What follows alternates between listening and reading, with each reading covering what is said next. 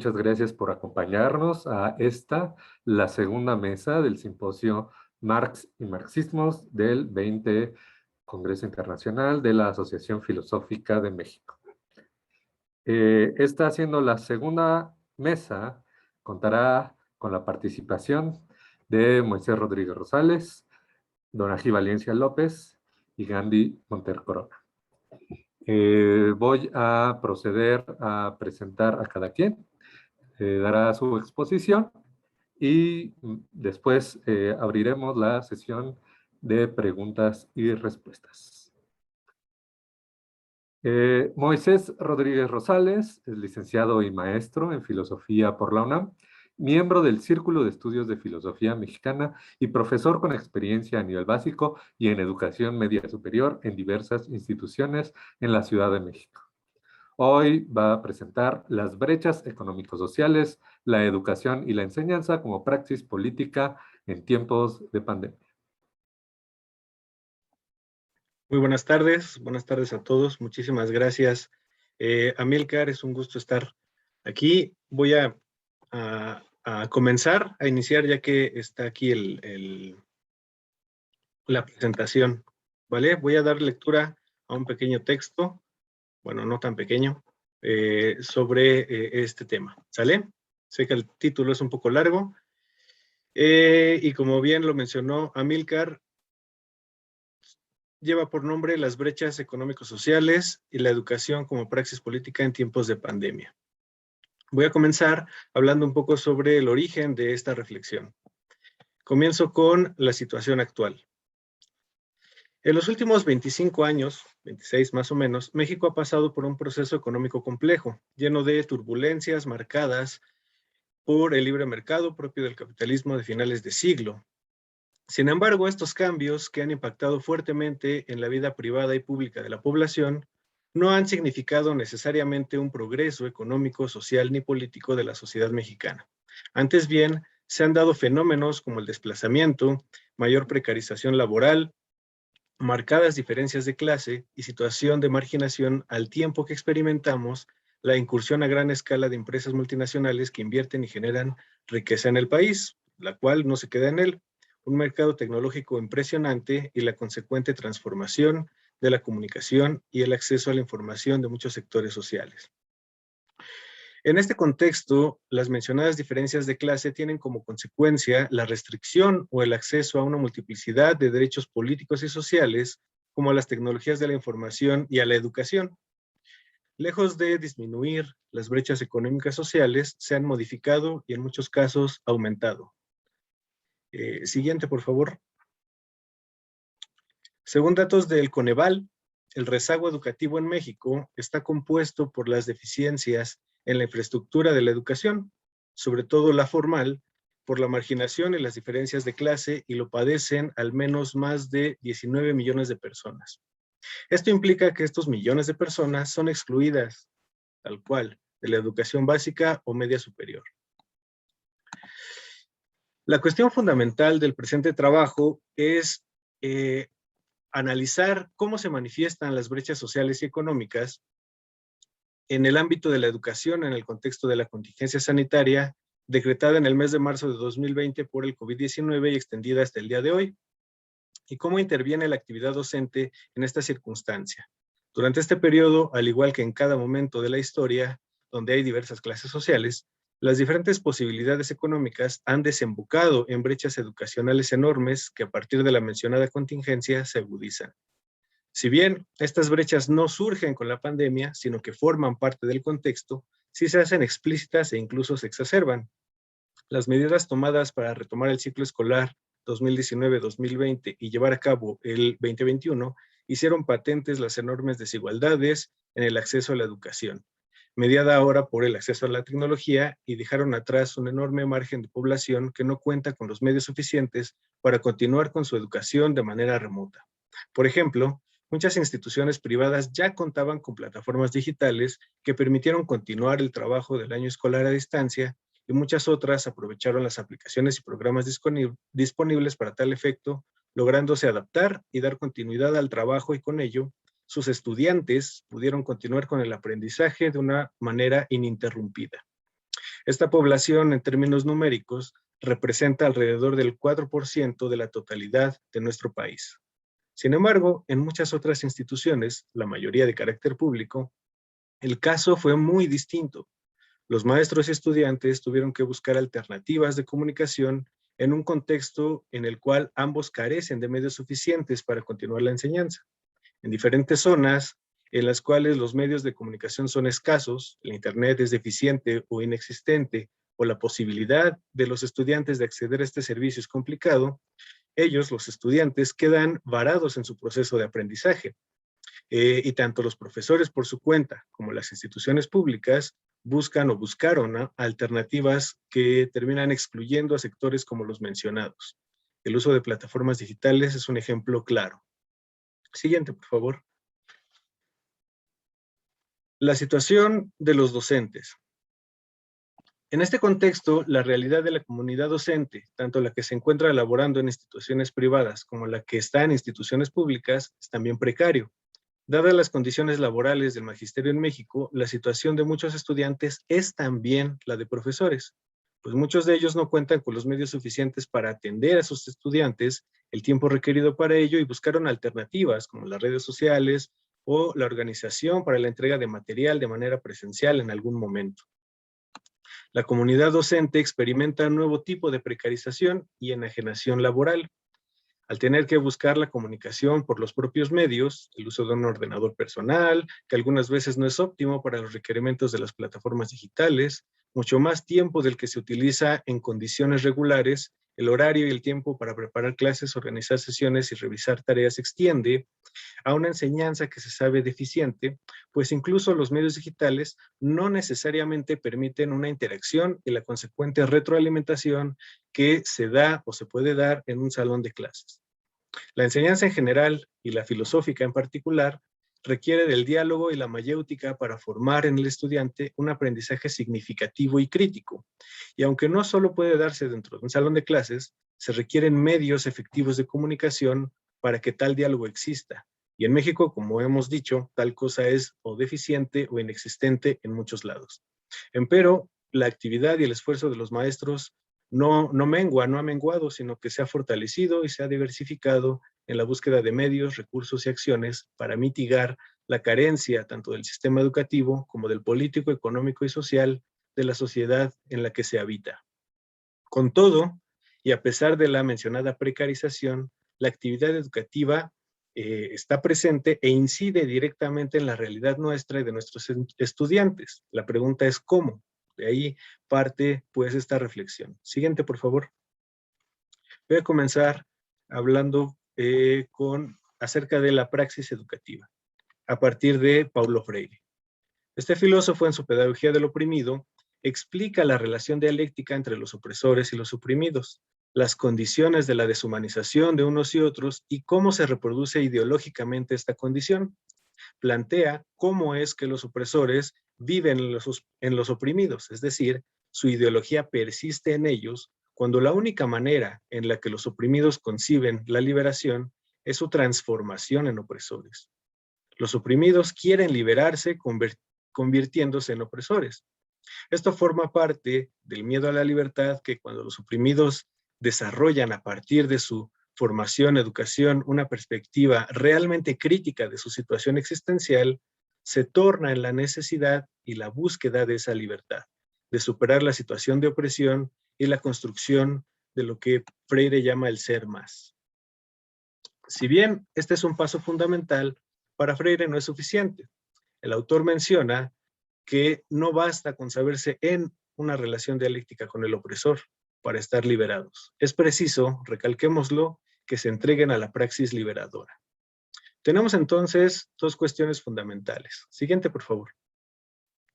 En la situación dialéctica de opresores y oprimidos, se requiere tanto la toma de conciencia de las condiciones de esa situación, sus causas, sus formas, el lugar que ocupamos en ellas, etcétera, y a partir de ello la actividad transformadora que permita su superación y la construcción de lo que el autor llama el hombre nuevo. En la primera cuestión, ya están presentes actividades prácticas que pueden ser diversas, en las cuales el oprimido debe tomar conciencia al insertarse críticamente en la realidad opresora, objetivándola para poder actuar sobre ella. Y entre estas formas de praxis se encuentra la labor educativa. Freire expone las características de dos tipos fundamentales de educación, la que llamará bancaria y la que llama liberadora o problematizadora. Siguiente, por favor.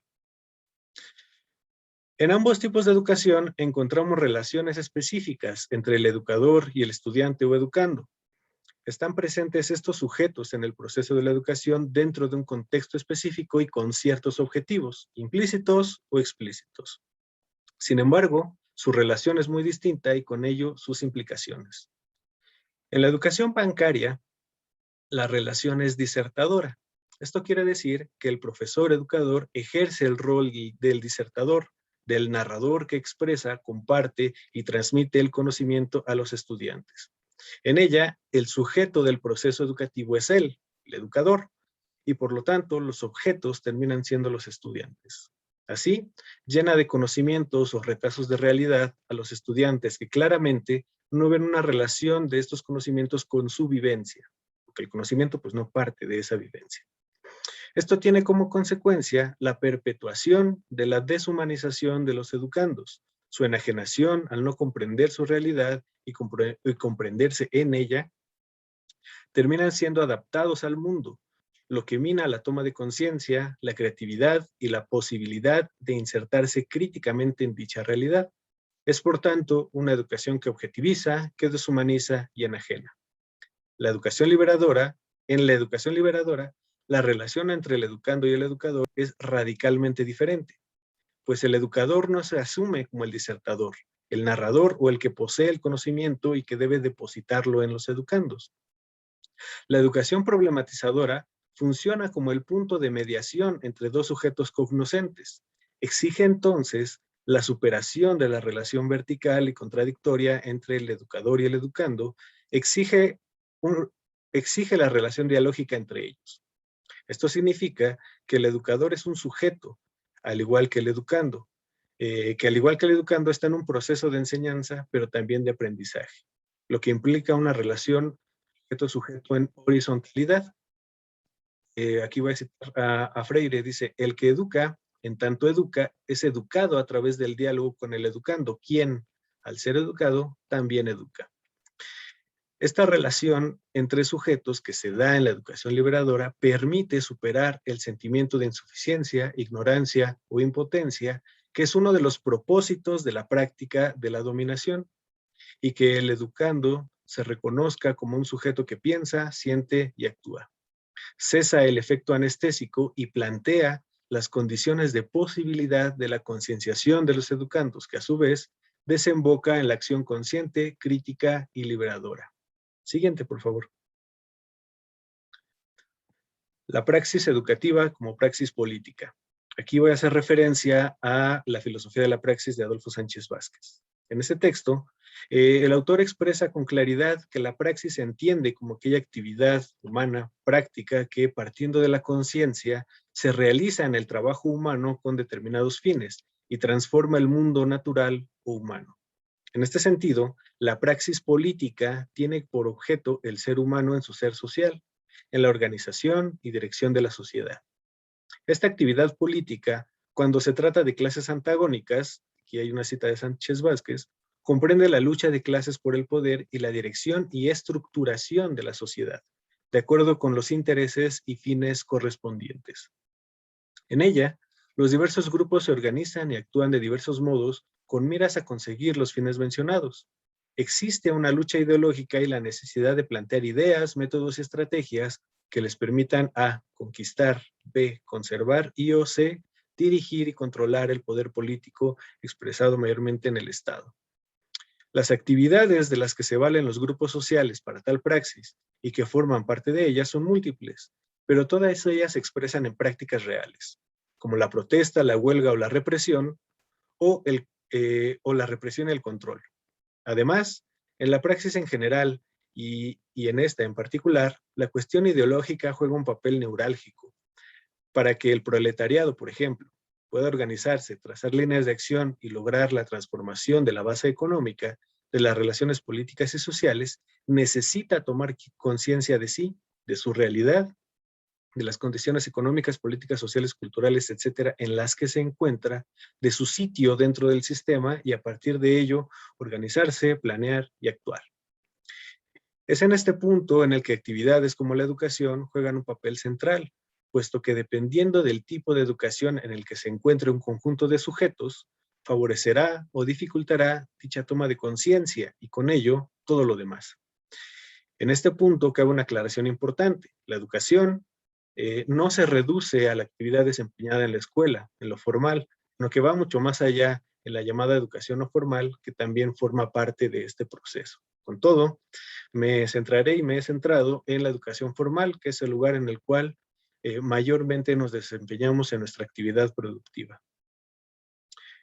En esta educación existe una determinada relación entre el educador, profesor y el educando estudiante, la cual, si nos referimos a la educación bancaria, que mantiene y busca mantener al estudiante en la deshumanización, en la enajenación, dificulta fuertemente la toma de conciencia al exigir una verticalidad en la cual el educador se concibe a sí mismo como el poseedor del conocimiento que ha de depositar en el estudiante.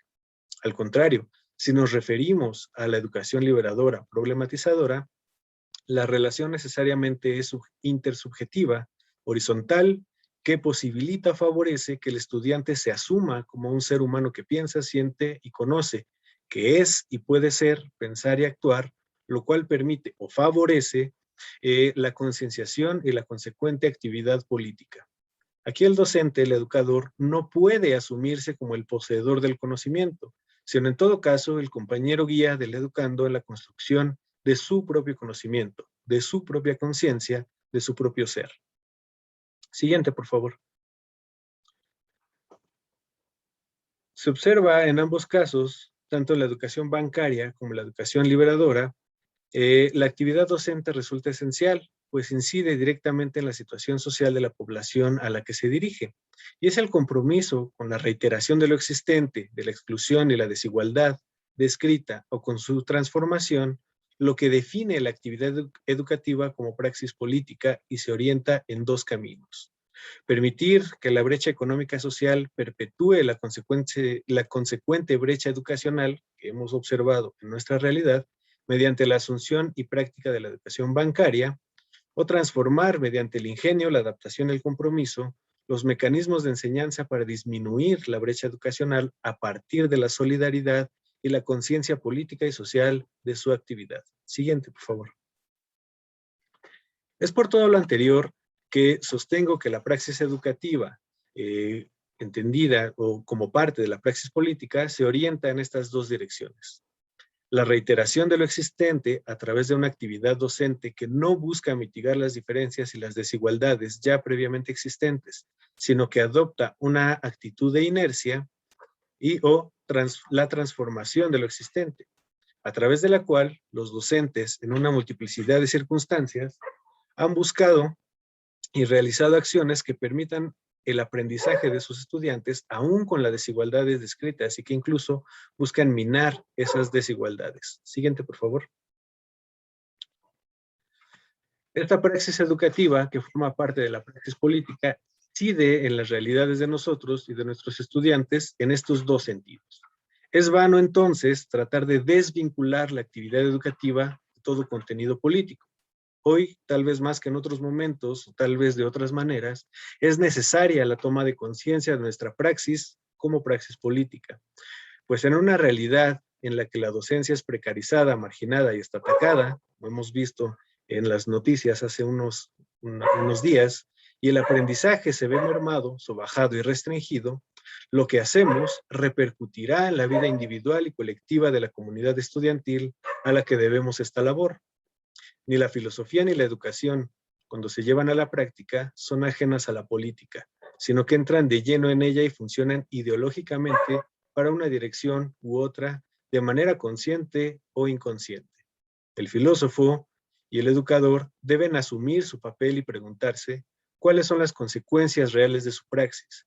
¿Se orientan a la reiteración de lo existente o a su transformación? Eso es todo. Muchas gracias.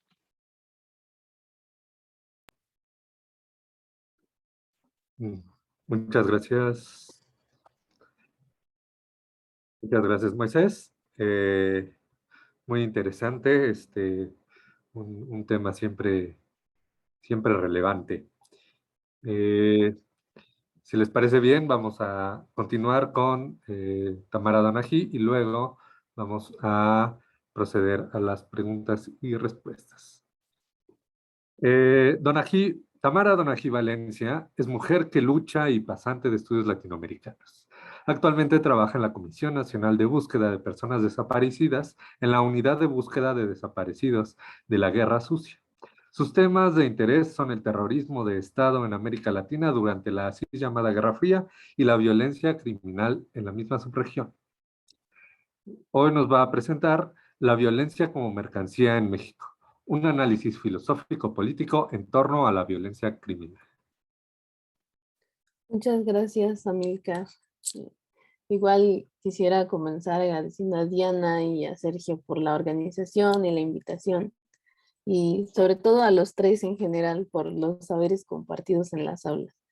Entonces, me gustaría comenzar un poco aclarando que inicié esta ponencia o planteé más bien esta ponencia hace un año que planeábamos encontrarnos en San Luis, luego, no sé, uno va cambiando muchas cosas y afortunadamente o desafortunadamente no soy la que era hace un año. Entonces, el texto fue un poco, bueno, resulta ahora un poco más realista que ambicioso. En ese sentido, espero que el título eh, tenga una suerte de correspondencia con el contenido, ¿no? Lo que sí es eso, ¿no? Mantengo la advertencia de que se trata de algo, eso, menos ambicioso. Y bueno, eh, voy a comenzar con una cita a un arqueólogo colombiano, Lovera Enarchala Aldana, y él dice: los despojos que nos ofrece el olvido son materiales descompuestos, fragmentados y en muchos casos carentes de empatía directa con quien los devela o quien los llega a conocer como simples restos o ruinas. Para hablar sobre violencia criminal como mercancía en México, me parece sensato comenzar por el contexto histórico al que me remito. En este caso, me interesa el periodo de los años 90. Seleccionar este periodo no cancela la existencia anterior de esta mercancía, sin embargo, lo elijo porque es donde convergen: uno, el auge de las políticas neoliberales con proyectos como el Telecán; dos, el cambio de régimen político en México; y tres, el expansionismo de los cárteles de droga mexicanos luego del debilitamiento de los colombianos. El conjunto de estos tres procesos intervienen en la agudización de la violencia, particularmente en la forma que la presento hoy, como mercancía. Marx comienza El Capital no de manera casual desarrollando la estructura de la mercancía en el sistema de producción capitalista. Para ello tenemos, así a manera de caricatura, que la mercancía es ante todo un objeto externo, una cosa que por sus cualidades satisface cualquier tipo de necesidades humanas. La naturaleza de estas necesidades, el que broten de, por ejemplo, del estómago o de la fantasía, no modifica en nada este hecho. Marx. Entonces, con la segunda mesa del simposio Marx y Marxismos, eh, y sigue la presentación de Tamara Donají Valencia. Tamara Donají Valencia es mujer que lucha y pasante de estudios latinoamericanos. Actualmente trabaja en la Comisión Nacional de Búsqueda de Personas Desaparecidas en la Unidad de Búsqueda de Desaparecidos de la Guerra Sucia. Sus temas de interés son el terrorismo de Estado en América Latina durante la así llamada Guerra Fría y la violencia criminal en la misma subregión. Hoy nos va a presentar la violencia como mercancía en México, un análisis filosófico-político en torno a la violencia criminal. Adelante. Ali, muchas gracias. No sé si debería ya ahorrarme las advertencias que hice anteriormente o no, pero bueno, en todo caso, mejor lo repito, ¿no? Este texto que, bueno, porque eso, lamentablemente no tengo un material de apoyo visual, entonces voy a dar lectura a un texto que escribí y que el título suena súper ambicioso. Yo lo pensaba así hace un año que planeábamos encontrarnos en San Luis para este congreso, pero no sé, la vida nos da muchos golpes de realidad y entre ellos decidí justo eso, como aceptar que el tema era muy ambicioso y hoy les presento más una serie de reflexiones al respecto. Entonces, comienzo con un epígrafe de un arqueólogo colombiano que dice: los despojos que nos ofrece el olvido son materiales descompuestos, fragmentados y en muchos casos carentes de empatía directa con quien los devela o quien los llega a conocer como simples restos o ruinas. Y bueno, entre mi introducción me había olvidado de otra vez agradecerles a los tres, ¿no? A Sergio y a Diana por la invitación y la organización, y a Milcar por la moderación de la mesa, y en general a los tres porque, por todos los saberes compartidos, ¿no? Entonces, ahora sí doy inicio al texto. Para hablar sobre violencia criminal como mercancía en México, me parece sensato comenzar por el contexto histórico al que me remito. En este caso, me interesa el periodo de los años 90.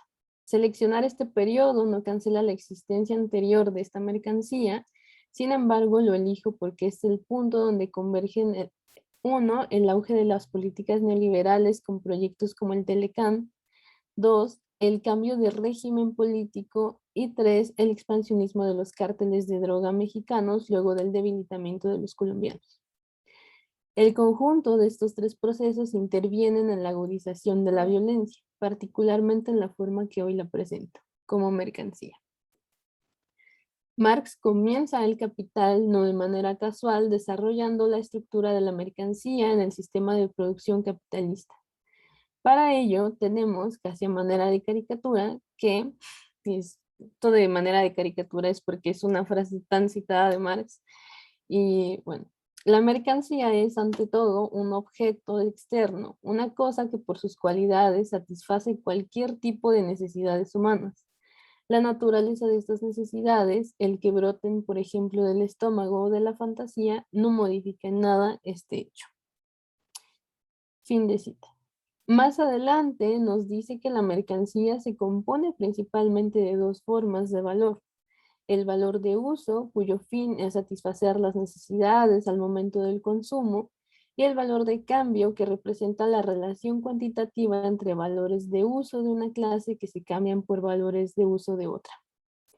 Sabemos además que el principal mediador entre ambas formas del valor de la mercancía es la fuerza de trabajo, y que además esta, es decir, la fuerza de trabajo, puede conseguir que el valor se valorice, es decir, que produzca plusvalor. Luego de tener claro este esquema, vale la pena ahora preguntarse cuál es el valor de uso, es decir, la necesidad que busca satisfacerse con el consumo de la violencia. Cómo se ejerce la fuerza de trabajo en la producción, venta y consumo de dicha mercancía. ¿Quiénes son los productores y consumidores? ¿El valor de la violencia se valoriza? Son quizá demasiadas preguntas las que resultan al tener clara la configuración de la mercancía desde Marx y entender al mismo tiempo a la violencia como tal. Todavía resultan demasiadas para atender en los minutos que me restan. En esta medida brindaré rápidamente un mapa del contexto mexicano en los 90 y desarrollaré una propuesta de lectura sobre la violencia como mercancía. Cabe señalar que no hablo de violencia en general, sino particularmente de la violencia criminal ejercida por grupos sicariales a lo largo y ancho de este país desde entonces y hasta ahora. Para finales de la década de los 80 nos encontramos en la llamada transición a la democracia. Las fuerzas políticas del Estado mexicano concentran ahora su oposición a un contrincante, es decir, un otro que sí es paritario a sí mismo en el sentido en que la disputa que se da por la gobernabilidad descansa sobre partidos políticos. Luego de casi 3 décadas de un terrorismo de Estado donde más que un contrincante había en el escenario un enemigo político, los esfuerzos por mantener o reemplazar al régimen se dinamizan de manera diferente para este momento. No resulta gratuito hacer mención de ese enemigo político presente en la década de los 60 y hasta finales de los 80. Con este enemigo me refiero a la insurgencia, los grupos armados guerrilleros que buscaban una política diferente para una sociedad diferente. Grupos como el Movimiento Acción Revolucionaria, el Partido de los Pobres en Guerrero o la Liga Comunista 23 de septiembre, cuyo grupo alcanzó mayor expansión territorial a lo largo de la República. De estos grupos, muchos de los miembros fueron sujetos a prácticas sistematizadas de las Fuerzas Armadas del Estado mexicano para su eliminación. Entre estas prácticas, y quizá la más común, se encuentra la de la desaparición forzada. O siguiendo las palabras de Camilo Vicente Ovalle, el circuito de la detención-desaparición. Las Fuerzas Armadas fueron perfeccionando dicha práctica con el paso de los años y funcionaba como medio de obtención de información para cumplir su fin, el aniquilamiento del enemigo comunista. El circuito de la detención-desaparición tendría tres fases importantes siguiendo el argumento de Vicente Ovalle, los cuales serían 1, la captura, 2, el cautiverio y 3, la definición final. Dentro de la segunda fase, el cautiverio, al día de hoy es posible conocer historias de terror gracias a los testimonios de sobrevivientes. Se trataba del momento clave para la obtención de la información. Interrogatorios donde los golpes, las violencias sexuales a las mujeres, los toques eléctricos, entre otras actividades ejercidas por militares y policías, fueron el camino a la obtención de la información. Este conjunto de prácticas ejercidas en ese contexto y heredadas de la batalla del Argel con los escuadrones de la muerte de la Escuela Superior de Guerra Francesa configuraron una forma particular de la violencia. El tiempo suspendido, dice Camilo, la despersonalización de aquellos que se encontraban insertos en el circuito. Hago mención de la desaparición forzada en particular porque me parece ser una práctica violenta cuya transformación es más notable en el sentido que hoy busco explicar. Me refiero a que mientras en los años 65 a 85 aproximadamente, en el periodo comúnmente llamado Guerra Sucia, se trataba de un ejercicio militar que buscaba preservar y defender a la nación. Para finales de los 80 y hasta ahora se transformó en una práctica que sirve no solo para preservar y defender la hegemonía ahora de ciertos grupos criminales, sino también como mercancía. Claro que este preservar y defender a la nación está súper entrecomillado en el texto, ¿no? Porque justamente esa paranoia del Estado mexicano de aquel tiempo viene justamente de la lucha en la así llamada Guerra Fría, ¿no? Entre los bloques de Estados Unidos y la Unión Soviética. Entonces, continúo. A principios de los años 90, perdón, me faltaba un pedacito del otro párrafo.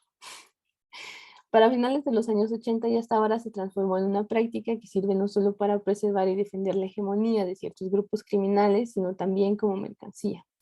Un ejercicio que genera terror de un lado y puede producir dinero y control hegemónico territorial por el otro.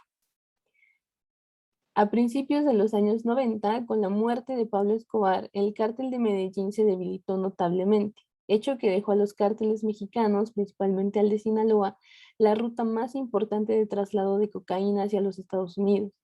Lo que vino de aquí en adelante al interior del país fue una disputa territorial entre los cárteles mexicanos, principalmente entre el ya mencionado de Sinaloa y el del Golfo. A su vez, entre sus respectivos brazos armados, es decir, una lucha entre grupos sicariales, los de los Beltrán Leiva, que eran parte del cártel de Sinaloa, y los Zetas del cártel del Golfo. La lucha por el territorio se tornó cada vez más violenta para la población y se convirtió también en la puerta de ascenso del Partido Acción Nacional a la presidencia nacional. La llamada transición democrática trajo consigo la posibilidad de sustituir al régimen priista y con ello el financiamiento de campañas políticas a cargos municipales o diputaciones locales por parte de grupos criminales. Esto ancló la seguridad política de la oposición que resultaría triunfadora en el año 2000. Carlos Pereira señala que uno de los hechos que la nueva política en turno no consideró fue que una vez consumados estos triunfos políticos locales por miembros de organizaciones criminales, la presidencia nacional les pertenecía a ellos, es decir, al PAN, al nuevo gobierno, pero el territorio gobernado le pertenecía ahora a los grupos criminales. En este contexto, lo que ocurre con la gobernabilidad mexicana para este momento es que no es ejercida desde el Estado, sino desde estos grupos. Cabe señalar que para este momento el principal conflicto entre los cárteles de droga ya no está únicamente en la frontera norte para el tráfico de drogas a los Estados Unidos, sino que también se da de manera creciente al interior entre los viejos y nacientes cárteles de droga y sus grupos sicariales. Mientras que los grandes cárteles se disputaban el monopolio de la frontera norte, las organizaciones más pequeñas encontraron un negocio que quizá no resultaba tan redituable como el de la droga, pero permitía dos cosas: la obtención de dinero y el control territorial de zonas específicas, por pequeñas que fueran.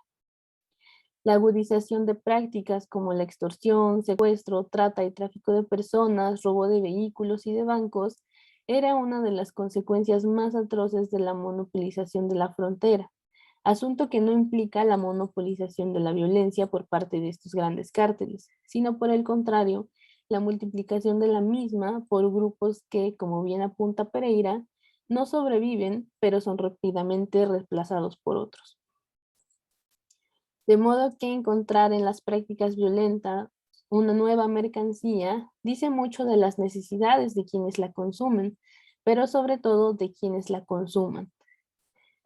En este caso, y esto es una sugerencia de interpretación, la necesidad es la expansión territorial para la obtención de recursos económicos y un estatus hegemónico local.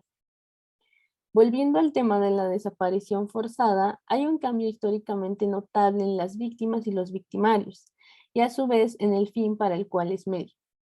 La desaparición de personas en este momento ya no es ejercida principalmente por las Fuerzas Armadas, aunque también lo ha sido, y creo que uno de los casos más emblemáticos es el de los 43, sino ahora la es ejercida por sicarios, aunque muchas de las prácticas de la tortura durante el cautiverio hayan sido heredadas de estas Fuerzas Armadas del Estado terrorista de los años 70 y 80. Asimismo, ya no es la guerrilla el enemigo, sino cualquier persona. Es necesario señalar también que si bien hay casos en que las víctimas son aquellos que representan un obstáculo, un informante o simplemente para asegurar un control hegemónico, los casos que me interesan principalmente y que no son un número menor son aquellos que dan una retribución económica, llámese secuestro, trata o tráfico de personas, incluida la forma sexual. La forma que implica explotación sexual. Mucho de esta transformación de la violencia se escapa de ser explicado en esta mesa y ante ello me limito a inferir únicamente que si bien es claro que para la estructura de esta mercancía el valor de cambio resulta ser el valor de uso, parece ser que funciona también de manera reversiva, pues cuando ponemos atención en ver que el valor de cambio es en sí mismo el valor de uso, podemos develar también que el valor de cambio es la necesidad de quien produce dicha mercancía. Vale la pena analizar, quizá en otro trabajo, cómo se valoriza el valor de la mercancía violencia bajo la forma que tenga. Además, también de pensar el rol de la violencia criminal y sus implicaciones políticas, sociales y económicas en el patriarcado capitalista actual. Por ahora, agradezco el espacio y el tiempo para mi participación y espero que algo de estas reflexiones pueda discutirse en unos momentos. Muchas gracias.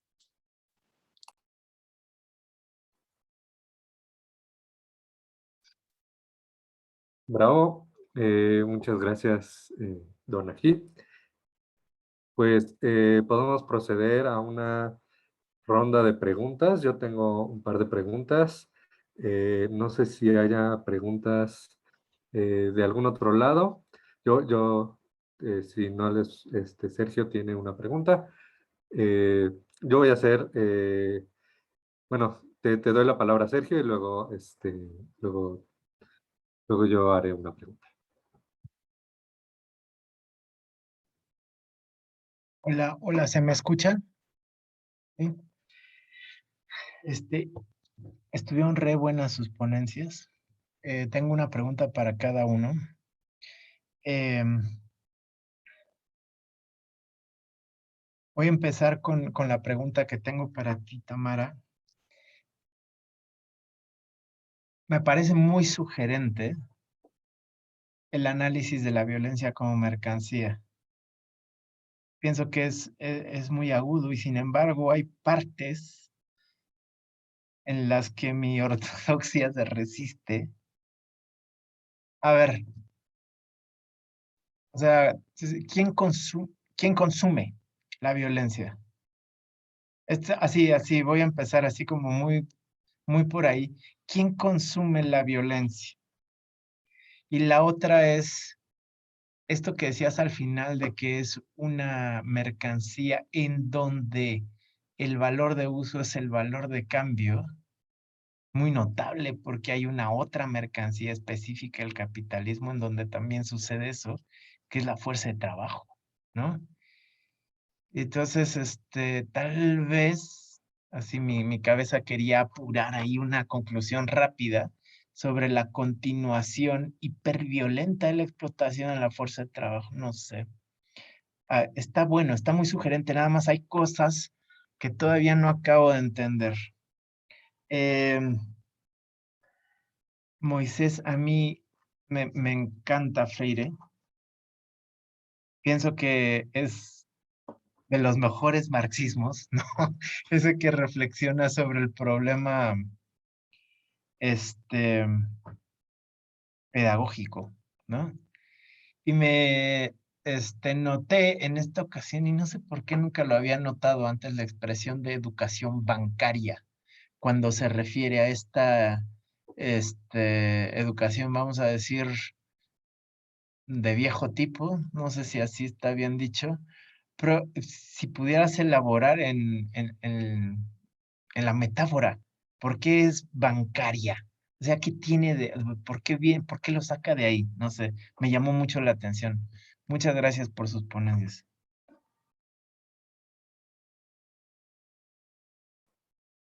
Pues si quieren les doy la palabra para que contesten y luego vamos a la siguiente ronda. Tamara. No sé, Moisés, yo preferiría que primero igual juntaras las tuyas, Amilcar, y luego ya todo. Ok, si les parece, entonces, eh, mi pregunta para Tamara, o tal vez más bien una invitación, es si o sea, si has comparado este tipo de violencia latinoamericana, digamos, ¿no? Con otras situaciones de violencia. Mi intuición ahorita que te estaba escuchando era como tratar de ver, o sea, si la violencia acá es mercancía, es una mercancía generada artesanalmente. Y entonces me pude preguntar, ¿qué sería la violencia como mercancía producida industrialmente? ¿No? E inmediatamente llegó a mi mente el holocausto. Y no sé si has contemplado, ¿no? El holocausto en comparación a la guerra sucia cómo, o sea, las dos se podrían ver, ¿no? Con esta perspectiva. Eh, y para Moisés, ¿no? Que bueno, yo comparto tu admiración y la de Sergio por Freire. La verdad es que sí, también creo que Freire es de los que mejor entendieron a Marx porque vieron que no, que los filósofos estaban cambiando el mundo y de lo que se trataba era transformarlo, pero además que el educador también tiene que ser educado, ¿no? O sea, no hay nadie que encarne mejor la tesis sobre Feuerbach que Freire. Eh, y entonces, justo de esto, te quería preguntar, ¿cómo te atraviesa a ti en tu experiencia docente esta visión de la filosofía de la praxis y de la pedagogía de la liberación? ¿No? ¿Cómo es subjetivamente para ti es esto, ¿no? O sea, ¿cómo aterrizas esta filosofía?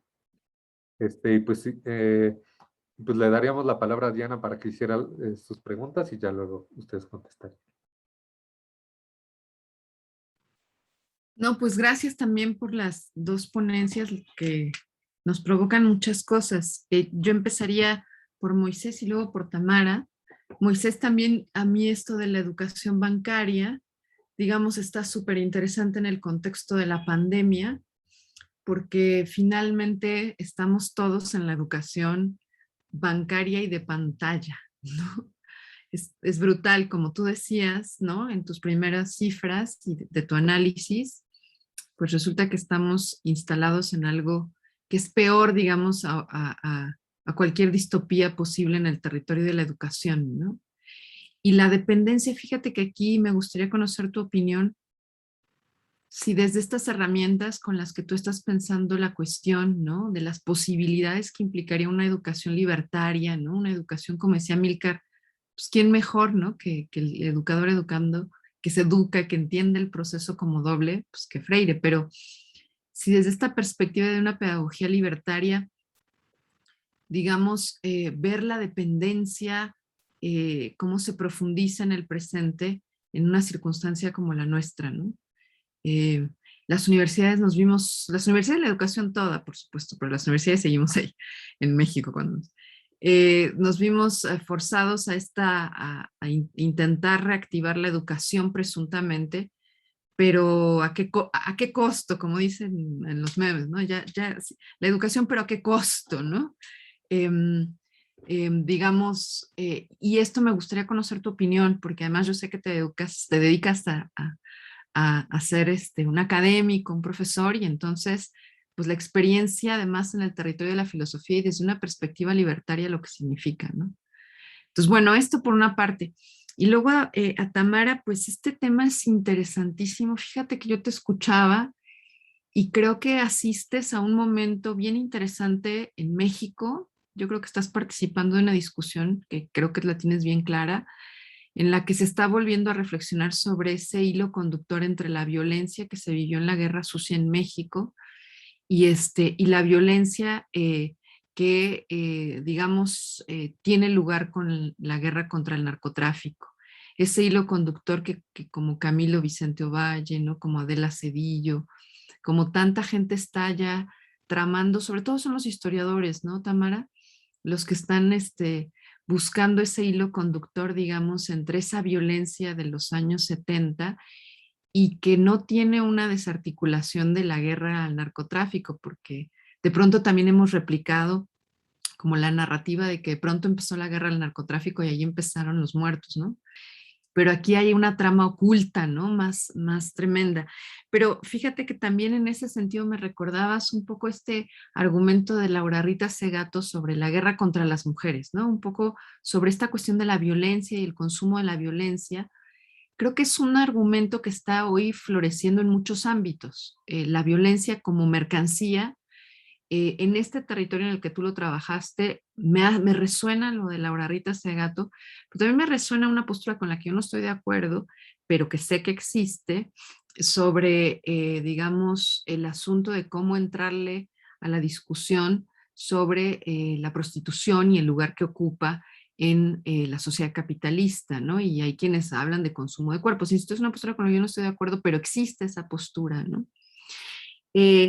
Y entonces, claro, aquí el tema es un poco lo que te preguntaba Sergio, porque la otra trama me parece interesantísima, esa trama que historiza, esa trama, ¿no? Que va viendo esa continuidad. Ahora, pero claro, ¿cómo conceptualizarla? ¿Cuál es el marco que nos permite pensarla? Y por supuesto aquí el asunto sería cómo pensar esto que tú llamas ese consumo de la violencia, ¿no? A mí me recuerda otra cosa, o sea, quizá el consumo no es ese, no, ya estoy pensando contigo, quizá además, pero no es ese consumo quizá directo, no es el consumo de cualquier mercancía, Sergio ya lo decía, ¿no? El consumo, digamos, de la fuerza de trabajo, se le asemeja, pero en este caso en particular, además, digamos, de la desaparición y todo lo que esto implica, también la reestructuración de la lógica de reproducción del capital, ¿no? Y en eso, digamos, la necesidad también de acabar, de socavar toda resistencia, ¿no? Entonces, en ese marco, ¿qué pensarías, Tamara, de todo esto que no sé si te estoy preguntando, comentando o solo expresándote mis dudas. Y ya.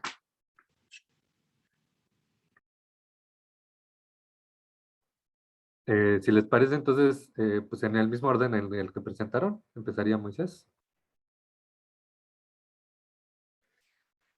Bueno, no sé si Tamara estás de acuerdo o quisieras tú comenzar.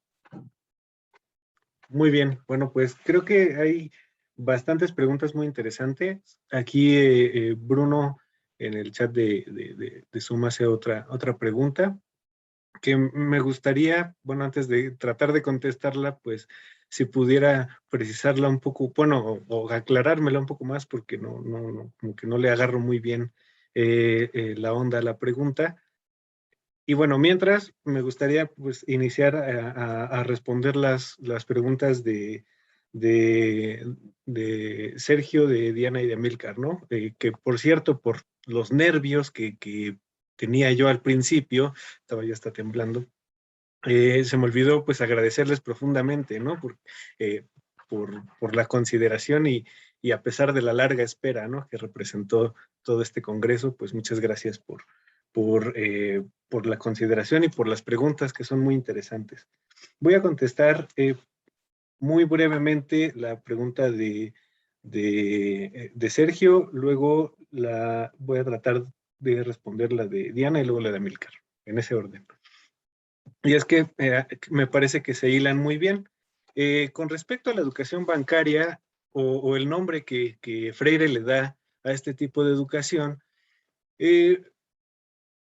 me parece que, bueno, tampoco es que sea yo un especialista en Freire, ¿verdad? Pero me parece que la referencia a la educación bancaria tiene que ver con la cuestión del depósito. Y lo mencionaba un poco en la exposición. La educación bancaria es bancaria porque uno va y deposita, ¿no?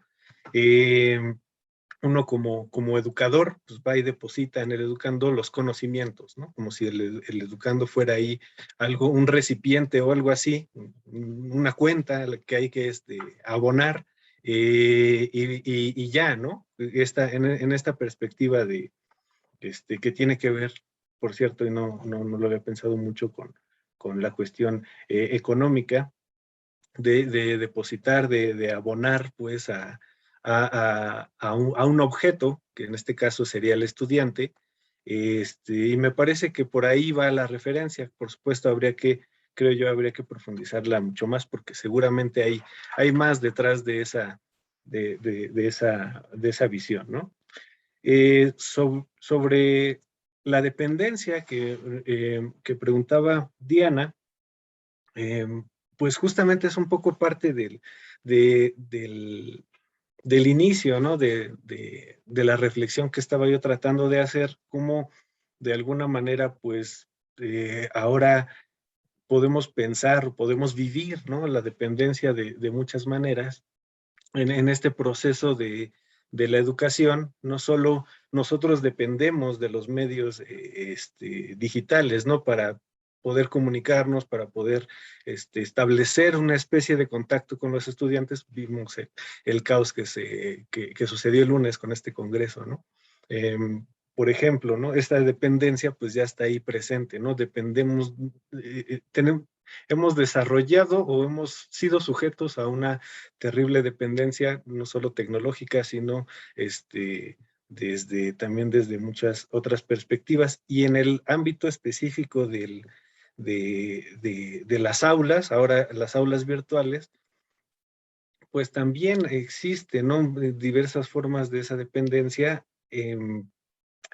no solo en cuanto a los medios, ¿no? de comunicación, sino, no sé si a algunos de ustedes les ha pasado, que dan clases también, que en algún momento, pues, estamos como en una especie de sesión espiritista, ¿no? Están ahí, me escuchan, me ven, me escuchan, porque también el estudiante asume esa dependencia ya en un sentido de conocimiento, ¿no? De educación, que espera recibir y solamente recibir este conocimiento, entonces asume ese papel de la vasija o del banco en el que hay que depositar. Y ese es un problema, ¿no? Que, por ejemplo, en el salón de clases podemos nosotros intervenir pedagógicamente, ¿no? Y, y a ver, compañero o compañera, pues responde a esta pregunta, ¿no? Y ya les hablas directamente y lo ves. Pero cuando estamos en estos medios de los cuales dependemos, pues a veces le hablas al estudiante y no te responde, ¿no? Y parece que no está. En parte porque, bueno, hablaba un poco también del acceso a los medios digitales y la mala calidad de la señal, etcétera, pero también de esta otra parte, ¿no? De que los estudiantes, a veces, algunos, por supuesto, no quiero generalizar, asumen este papel de dependientes, ¿no? Y entonces, pues vemos también manifestarse de otras maneras esta dependencia, tanto en el proceso mismo de la educación como en los medios a través de los cuales la tratamos nosotros de realizar. No sé si por ahí iba la pregunta o si tenía otro sentido, pero es lo que me dio a pensar al momento, ¿no? Y eso tiene que ver mucho con la pregunta de Amílcar, que preguntaba cómo aterrizar, ¿no? esta propuesta de la educación problematizadora o liberadora. Yo creo que ahí Freire mismo pues nos da la pista, ¿no? Sobre cómo aterrizarla. Primero, pues tenemos que asumir que el estudiante es un sujeto, ¿no? Que vive, piensa, siente, que conoce. Ya cuando llegan con nosotros los estudiantes ya saben cosas, ¿no? Tienen vivencias a partir de las cuales aprenden. Cuando tú llegas y le presentas un programa y le dices esto es lo que vas a ver y aquí yo soy el que te va a dar el conocimiento, entre otros procesos, le estás diciendo que no sabe nada, ¿no? O al menos nada de esta materia.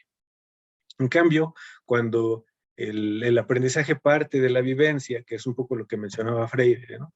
De la vivencia de los estudiantes, pues llega un momento en que te das cuenta y ellos mismos se dan cuenta que saben de lo que estamos hablando, ¿no? Ya conocen y por lo tanto pueden mirar su realidad de una forma diferente, ¿no? Participar en ella, porque se saben, ¿no? Partícipes de esa realidad.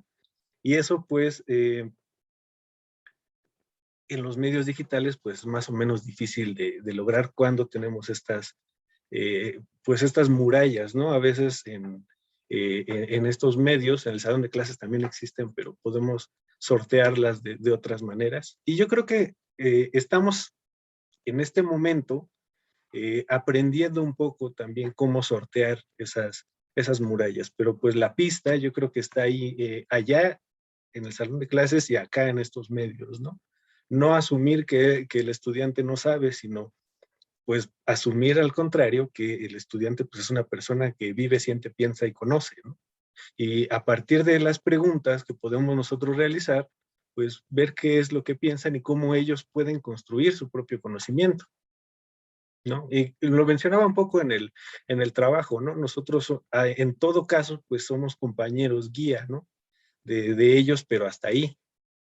Es decir, y cuando uno llega con este tipo de actitudes y elabora preguntas que ellos responden, pues ya empezamos a cambiar esta dinámica, ¿no? Bueno, eso es lo que yo pensaba.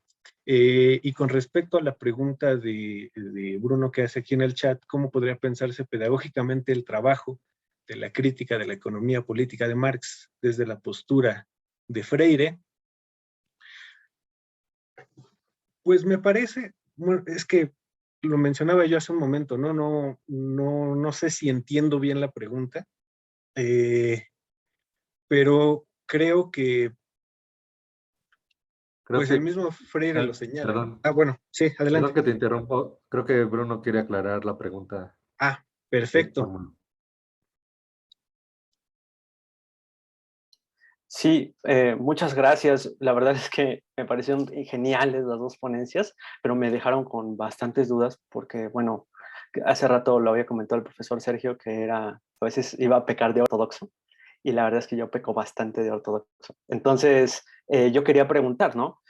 Sobre todo por esta por esta dualidad que presenta Freire en diferentes formas de presentar la educación, ¿no? Una de ellas, y no solo la bancaria, ¿no? Sino la educación, dijéramos, vista como un acto reproductivo, ¿no? O si no entendí mal, algo que reproducía lo dado, por decirlo así, ¿no? Y lo expresaba, lo exponía.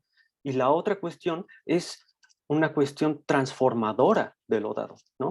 En esa medida, yo me quedo pensando, ¿cómo, y a reserva de que yo soy una persona que no tiene mucho conocimiento acerca de la pedagogía y etcétera, pero no sé, por eso es que mi pregunta era en ese sentido, de pregunta. Quizás podría pensarse una cuestión, un trabajo pedagógico en la crítica de la economía política, que es hasta donde tengo entendido el proyecto al que Marx dedicó pues toda su vida prácticamente, ¿no? Con este texto del Capital, con los Grundrisse, etcétera, lo que trataba de hacer una crítica de la economía política, y esto pensado, ¿no?, como una exposición crítica de aquellas determinaciones que dan sentido, ¿no?, al movimiento de la sociedad capitalista, ¿no?, o al movimiento de la sociedad burguesa o de la sociedad civil, ¿no? En esa medida, mi pregunta era esta. Cuando nosotros pensamos en una exposición crítica, ¿no?, de estas mismas leyes que operan, eh, estamos pensando en un trabajo reproductivo, ¿no?, en un trabajo que es puramente expositivo, se podría decir, una exposición crítica en la medida de que está mostrando la totalidad de ese mismo proceso, ¿no?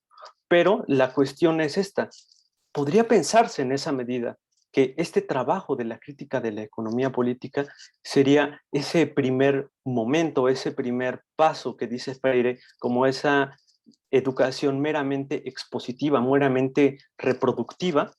Y si es así, esto denostaría o le quitaría de algún modo el carácter crítico o el carácter, dijéramos, revolucionario o transformador de esa misma posición, de ese mismo proyecto, si uno lo piensa como proyecto educativo, digo, en primer lugar, ¿no? Que eso yo francamente creo que sí, porque el propio Marx dice, bueno, aquí, por ejemplo, en el Capital, habla de que cualquier persona interesada en conocer algo nuevo, en aprender algo nuevo, está invitada a leer el Capital y a entrar en su discusión, ¿no?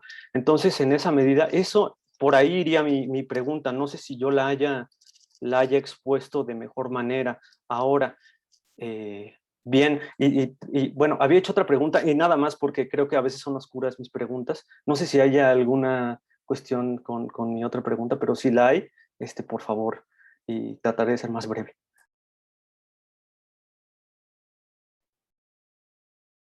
Eh, Don Agil, levantaste la mano. ¿Quieres hacerle una pregunta a Moisés? Sí, es que, no sé, me acuerdo que desde que vi la diapositiva de estas diferencias entre la educación bancaria y la liberadora, me, me evocó muchas cosas. Yo he de decir que más que marxista, prefiero en ese sentido de aliarse a una, pues sí, como a un autor, no quiero decir ideología, me consideraría quizá más revueltiana, ¿no? Entonces me evocaba mucho a Revueltas cuando él habla pues de la autogestión académica, ¿no? O sea, no sé cómo, o sea, si hay como una suerte de paralelismo entre Freire y Revueltas, ¿no? Y me saltó mucho, no sé, con Sergio comparto mucho esta enajenación con la enajenación, me saltó mucho esta característica, ¿no? De la enajenación. Y no sé, o sea, yo ya con mis ojos revueltianos, me pregunto o te pregunto a ti, si no la educación liberadora también podría ser enajenada, ¿no? O sea, porque, por ejemplo, para Revueltas, a pesar de que haya una autogestión, la enajenación nunca se termina, ¿no? Y justamente hay que luchar por hacer procesos desenajenantes y la autogestión iría un poco hacia ese camino, pero nunca se va a terminar, ¿no? Y él es consciente de que nunca se va a terminar, es un fatalista de lo peor, creo que por eso me encanta, pero, pero eso, ¿no? O sea, él dice como, a pesar de que haya o sea, ahorita esta es mi postura y creo que esto va a funcionar, yo soy consciente de que no se acaba ahí, ¿no? O sea, que es un proceso eterno, ¿no?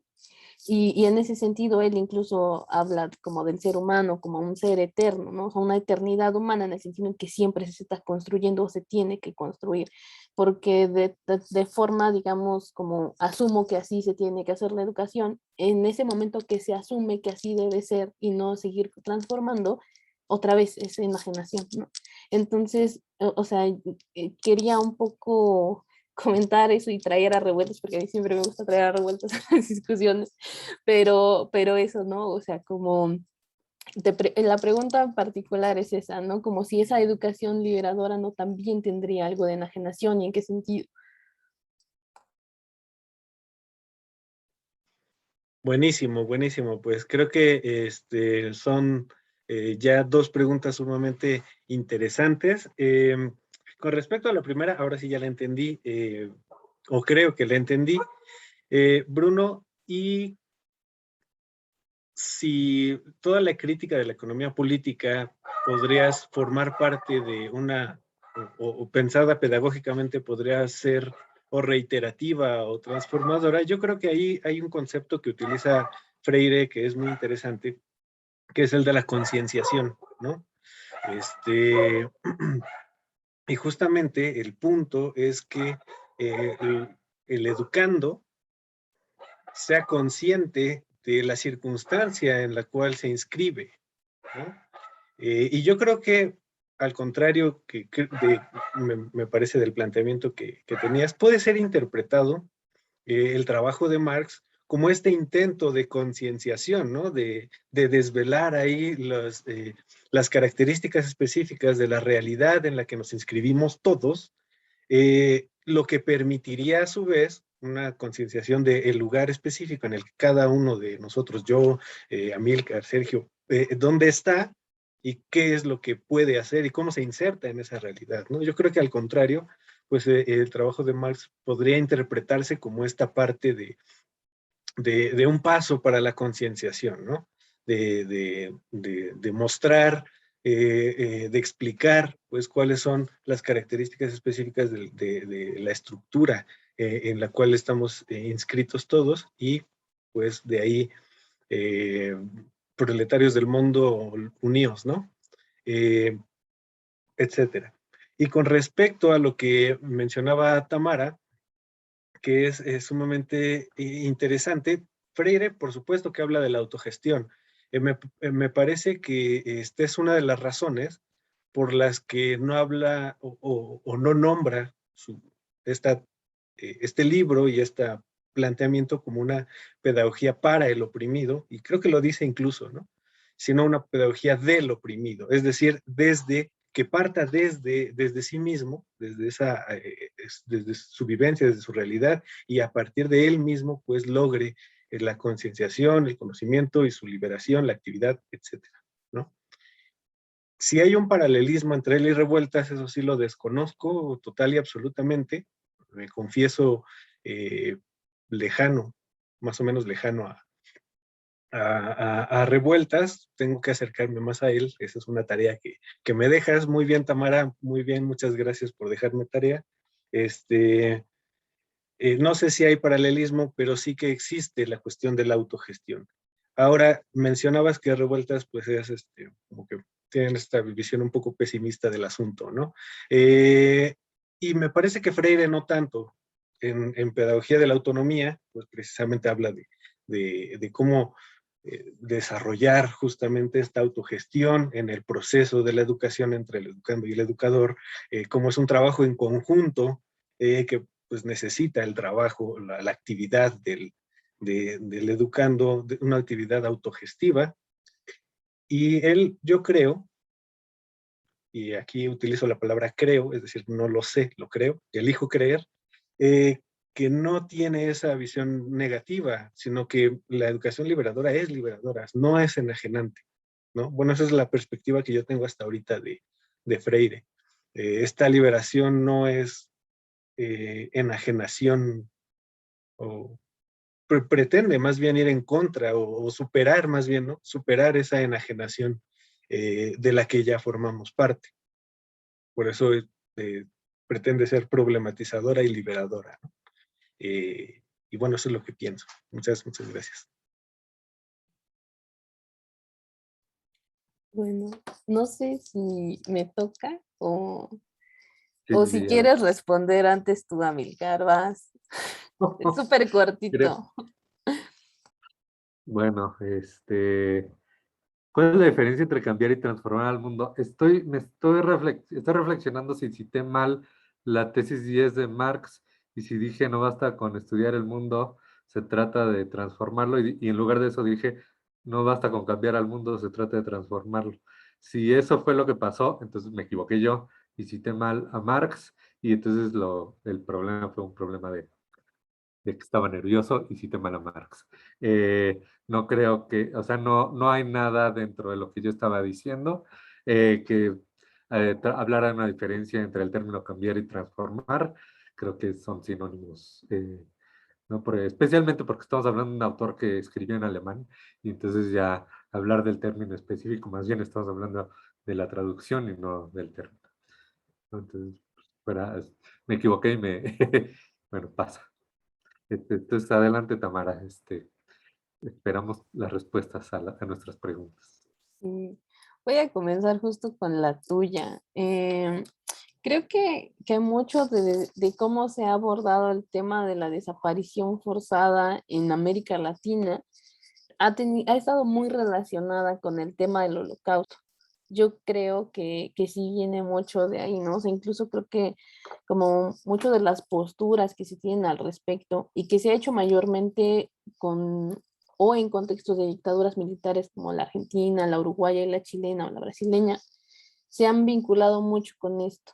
O sea, incluso hay un sociólogo que a mí me gusta mucho que se llama Daniel Feierstein, es argentino y él tiene un texto que se llama El genocidio como práctica social, ¿no? Y hace un recorrido un poco histórico y de la práctica, de las prácticas genocidas, desde la Alemania nazi hasta la dictadura militar en Argentina, ¿no? Entonces, o sea, yo pensaría que mucho de ahí ya está, bueno, a lo mejor no terminado, porque yo creo que un tema nunca se termina, pero sí ha estado trabajado. A mí, justamente más que como tal hacer como un vínculo entre una cosa y otra vez termino siempre sacando mi amor por revueltas, me ha interesado un poco llegar a ese punto desde algo que Revueltas habla mucho en su crítica a la Unión Soviética, particularmente pues, ya la de Stalin, la de Khrushchev, ¿no? O sea, cuando él dice que uno de los problemas o de los errores de la URSS es que no solamente, o más bien que no lograron socializar los medios de producción, sino que los estatizan y que lo que sí socializan son los medios de destrucción, ¿no? Y no solamente, bueno, ahí él se mete mucho con el tema de la bomba atómica, pero también hace anotaciones a que los campos de trabajo forzado y estas prácticas ejercidas pues, por las Fuerzas Armadas de los estados fueron adoptadas, o sea, de los estados fascistas del otro bloque, fueron adoptadas por la URSS, ¿no? O sea, algo que sí hicieron entre todos sus errores fue esa socialización de los medios destructivos y un poco me quiero acercar desde ahí, porque efectivamente, como decía Diana, creo que quienes han puesto más el ojo en el tema han sido historiadores y es un problema eterno de latinoamericanista, ¿no? O sea, que yo no me inserto ni como historiadora, ni como filósofa, ni como socióloga, ni como nada. Entonces, no sé, creo que quizá mi chamba como latinoamericanista está pues justo en hacer que converjan estas disciplinas, ¿no? Para hacer eso, mi trabajo académico al respecto. Em, entonces, sí, eso. Y de la de Sergio, ¿quién consume la violencia? Mm, una de las cosas por las que empecé advirtiendo que el título era muy ambicioso y creo que no quedó muy claro a lo largo del texto, es eso, ¿no? O sea, como que presentar la violencia como mercancía y la violencia nomás, o la violencia criminal, que se tenía en el título, queda todavía muy grandota, ¿no? Yo trataba un poco como de acercarme particularmente a, al- a la desaparición forzada Y en ese sentido, a lo mejor, bueno, no a lo mejor, ¿no? O sea, como siguiendo un poco los términos legales, no es desaparición forzada cuando es cometida, por ejemplo, por grupos sicariales. O sea, tiene otra categoría legal, porque para que sea desaparición forzada necesariamente tiene que haber intervención de miembros del, o sea, del gobierno, vaya, o sea directa o indirectamente, pero sí creo que el tema del circuito del que habla Camilo, que de captura, cautiverio y definición final, sí se parece un montón, ¿no? Y creo que es una forma en cómo han ejecutado o llevado a cabo secuestros, ¿no? La trata de personas para fines de explotación sexual y demás. Entonces, a esa era un poco a la que yo me quería referir, ¿no? Y en ese sentido también por eso hacía esta afirmación de que en ese consumo de la violencia o en esa forma de la violencia como mercancía, que ya un poco perfilándola a lo que intenté decir, me refería a la desaparición de personas como mercancía. Por eso decía que el valor de cambio es el valor de uso en sí mismo, ¿no? Porque quienes llevan a cabo esta práctica, pues, por ejemplo, digamos pues sí, un secuestrador, lo que busca, o sea, lo que busca satisfacer su necesidad es el varo, ¿no? Y entonces en ese sentido, por eso yo sugiero eso, ¿no? Como entender que el valor de cambio, o sea, el recibir dinero a cambio de la liberación de la persona, es el valor de uso, ¿no? O sea, eso satisface la necesidad de quien lo hace, ¿no? Y también sobre lo que decía Diana, no sé, me dejaste pensando en un montón de cosas y, y cómo pensar el consumo de violencia, no sé, está fuerte, ¿no? Porque justo aparecen un montón de temas que parecen como alrededor, pero que en realidad no lo están, ¿no? Justo yo siempre soy de la idea de decir como los temas de las mujeres nunca son temas aislados, ¿no? Siempre están en todos lados y estoy harta de que se la pasen diciendo que, pero eso es otra parte, ¿no? Pero eso tiene otras particularidades, ajá, pero no me deslinda de que forme parte de esto, ¿no? Entonces, ahí sí ya, no sé, porque uno empieza a querer responder y entra una maraña de cosas y vienen más y más cosas a la cabeza, entonces, francamente, no sé si puedo responder a esa pregunta.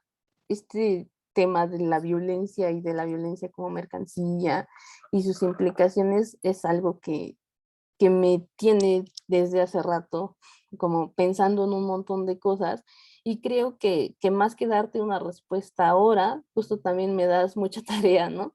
O sea, yo también pensaba un montón en Rita, pensaba mucho en Sayak, que no estoy muy de acuerdo con muchas cosas de la postura de Sayak Valencia, pero eso, ¿no? O sea, como creo que las dos, a su manera, también trae al tema como la racialización de las personas que son víctimas, etcétera. Entonces, sí, lo siento, Diana, no hay una respuesta que pueda darte en este momento, pero te agradezco un montón porque eso sí, me dejaste pensando muchas cosas y creo también que me dejaste mucho, em, pues, temas ahí latiendo en la cabeza para que yo pueda empezar a tejer esos puentes que hay, ¿no? Y de la pregunta de Bruno, eh, pues creo que sí está muy clara su ortodoxia como en Sergio, ¿no? No sé, yo hablaba con una compañera justo antes de la ponencia y las dos decíamos como, oye, ya no sé si me gusta llamarme marxista y quién sabe cómo vayan a tomar mi ponencia, pero pues vamos a intentarlo, ¿no? Y justo eso, ¿no? O sea, yo creo, no sé ustedes cómo lo tomen o qué piensan, igual me gustaría escucharlo si quieren. Yo creo que leer a Marx está chido, eso sí, creo que siempre lo voy a creer, pero también creo que Marx no alcanzó un montón de cosas, ¿no? Y eso creo que lo tenemos bien claro, pero también, o sea, pienso más como en ese tipo de temas, particularmente el de la violencia, en que siempre estoy tratando más que llevarlo, digamos, al punto de Marx, aunque sí traigo mucho o sea, Marx en la cabeza, más que llevarlo otra vez como a términos, o sea, digamos como de llevármelo y regresarlo al modelo de Marx o al método de Marx, a mí me interesa más trasladarlo a un poco como a esto que sugerías tú, Diana, ¿no? A pensar en un montón de otras cosas, como lo que te recordaba a Rita, a la prostitución, etcétera. O sea, más desde mi lugar de enunciación, ¿no? Porque es algo que a mí me hace mucho ruido siempre en la academia, ¿no? O sea, cuando, cuando leemos a Marx, ¿no? O sea, como estudiantes, mujeres racializadas y te hace pensar en un montón de cosas, ¿no? Porque tú dices como, va, este man, o sea, la explotación laboral en esos años allá está bien, güey, hecho bien clavado a ver qué está pasando con las mujeres históricamente y cómo lo estamos viviendo ahora y cómo hay un montón de chamba todavía que hacer por ahí, que me dan más ganas de comenzar a llenar esos huecos que de volver al método de Marx para entonces decir como, pues es que ahí o sea, ahí la violencia sería, o sea, más que hacer ese retorno, yo lo siento más como, bueno, me sirve el método, pues entonces ahora voy a atender lo que para mí es importante y urgente, particularmente en el tema de las mujeres y de la violencia, que eso, ¿no? O sea, creo que hay mucha gente ya que está dispuesta a hacer ese regreso como tal al método de Marx y me interesa más eso, llevarlo a mi lugar de enunciación y a dar una respuesta para mi agenda política, ¿no? O sea, nuestra agenda política como mujeres, creo. Entonces, pues igual, Bruno, lo siento, pero no voy a responder a esa pregunta porque, o sea, porque ni siquiera me lo había planteado justo hacer ese retorno. Precisamente me interesa más hacer ese otro camino. Y no sé, creo que había otra más, pero la de... había una creo que vi De sobre... Emiliano Peláez Castañeda. Sí, hoy, pero ya no la encuentro. A ver, la vuelvo a poner en el chat. Por sí, cómo podemos pensar la articulación de la violencia y la forma de pensar la reproducción de imágenes que circulan en los medios de comunicación. Yo creo que ahí, más que una mercancía, tiene que ver con una práctica histórica de la espectacularización de la violencia, ¿no? O sea, que viene desde años así, no tengo idea, o sea, desde los cantares de ajusticiados en el siglo, ¿qué sería? Como 15, no tengo idea, 16. O sea, cuando hacían un evento en una plaza pública para ejecutar a alguien que había cometido, no sé, hasta alguna falta de deshonor, ¿no? Ni siquiera necesitaba haber cometido un crimen como tal. Y entonces había una ejecución pública y no solo eso, había incluso, sobre todo esto, los cantares de ciegos, ¿no? Ahí hace no mucho me tocó hacer o trabajar en una edición de un libro sobre literatura y crimen, y venían mucho así como estos textos de los cantares de ajusticiados, que justamente era una historia, una narración oral que hacían los ciegos, ¿no? O sea, las personas ciegas, que se aprendían no eran versos, ¿no? O sea, como las sentencias para antes de ejecutar a, pues a quien ejecutaban en la plaza pública y entonces lo volvían una canción, ¿no? Y esas sentencias se las pasaban cantándolas y se convertía en una oralidad de transmitir, ¿no? Como eso, más que el crimen, en ese caso la ejecución, ¿no? Y eso, o sea, creo que tiene más que ver con un tema de que históricamente la violencia se ha presentado como espectáculo. Yo creo ahí eso, que no sea, que no funciona tanto como mercancía, sino que se consume por eso, ¿no? O sea, porque históricamente hemos estado acostumbrados a recibirla así, como un espectáculo, como un entretenimiento, y que es también a su forma, lo dice Rita Segato, pero, pero eso, yo ahí no pensaría que funciona como mercancía. Creo que tiene más que ver con eso, con satisfacer quizá, no sé, más que satisfacer, como seguir, o como otra forma de eso, de seguir reproduciéndola como espectáculo.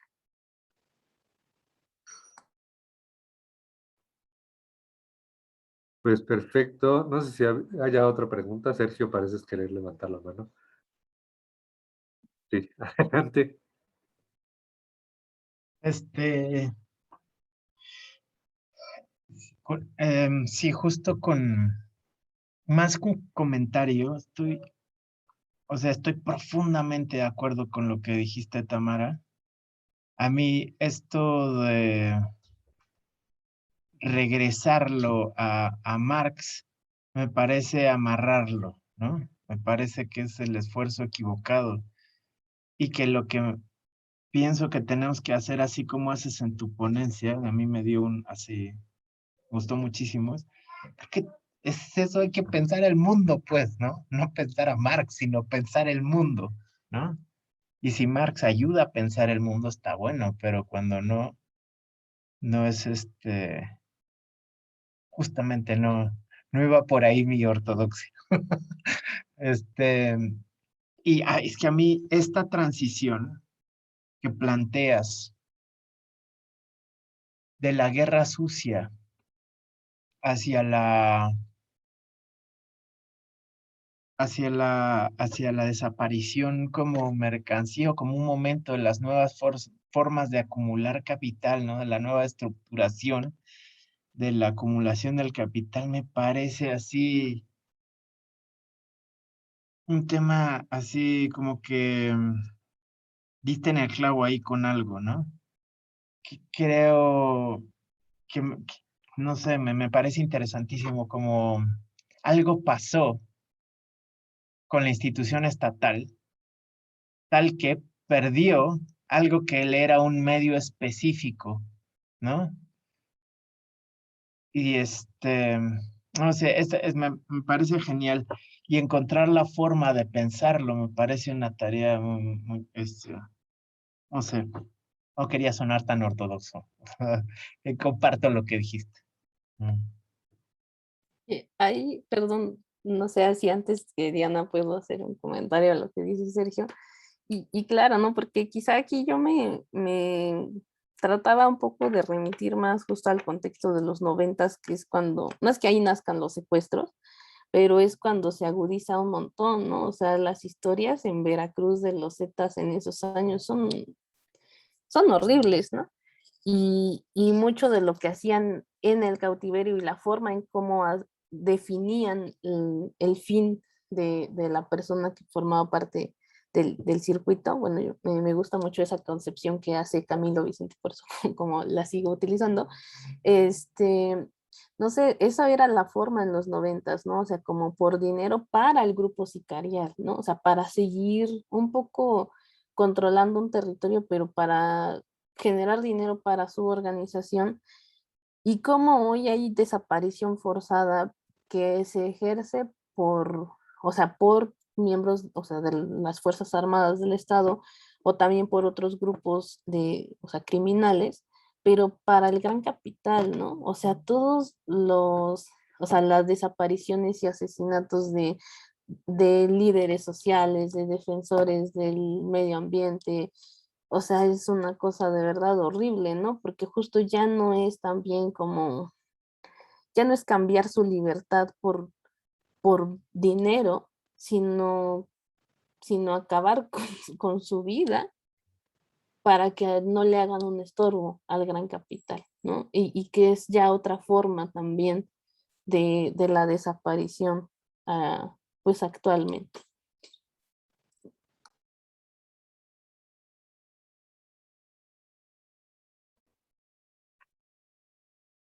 Diana, ¿quieres hacer una pregunta? No, pues por último, nada más decir que yo creo que tú tienes toda la razón, o sea, que en todo caso de lo que se trata es de tratar de entender la conflictividad del presente y en todo caso ahí convocar a Marx cobra sentido o no cobra sentido en tanto permite observar esa conflictividad desde un ángulo particular. Pero tienes toda la razón, digamos, más allá del asunto de todo lo que él no pudo haber visto, sino la serie de complicaciones que hay en el presente, ¿no? La especificidad que esta tiene. Y ahí se requieren también otras categorías y otras herramientas, ¿no? Entonces, por supuesto, por ejemplo, el caso del tema de las mujeres es paradigmático. Es paradigmático, pues necesitamos otras herramientas para comprender otras formas de subordinación, ¿no? De dominación efectiva.